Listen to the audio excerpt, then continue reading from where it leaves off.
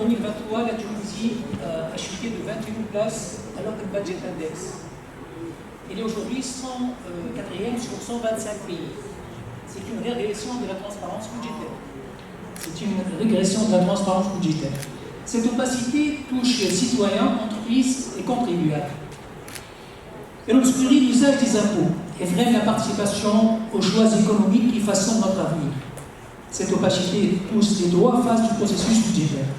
La première phase, la préparation du budget. Comment sont élaborées les dispositions fiscales?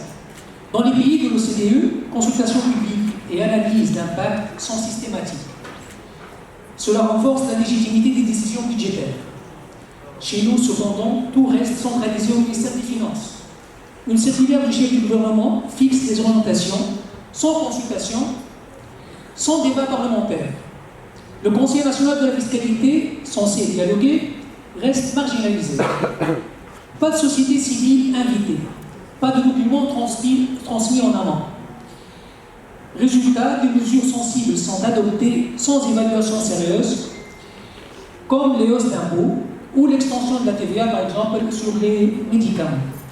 La deuxième phase, la discussion et le vote. Les crédits votés par le Parlement ne sont pas pleinement utilisés.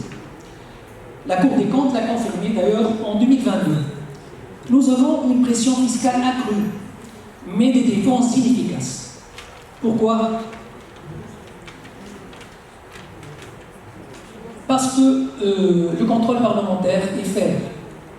Les commissions manquent de moyens, d'expertise et de données fiables. Et les délais, 3 mois pour tout examiner. Impossible donc d'analyser en profondeur de politique fiscale. La troisième phase, c'est l'exécution. Et là encore, l'opacité persiste. La plateforme du budget ouvert n'a pas été actualisée depuis 2017. Des réformes comme la facture électronique ou bien les caisses enregistreuses sont appliquées partiellement sans explication publique. Résultat, une défiance croissante envers les institutions. Ce policy brief analyse ces défaillances, mais surtout, il propose des solutions concrètes. Reconnaître la transparence comme un droit citoyen. Renforcer la participation avec des plateformes ouvertes. Renforcer la participation avec, évaluer l'impact par une instance indépendante et réactiver durablement le portail national des données ouvertes.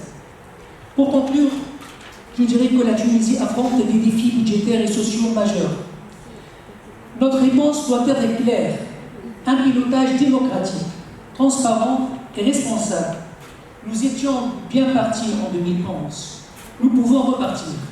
Renforcer la transparence, c'est légitimer les décisions fiscales, ouvrir le débat public et rendre des comptes régulièrement. Repenser la gouvernance budgétaire n'est plus un luxe, c'est une exigence démocratique et stratégique. Merci pour votre attention.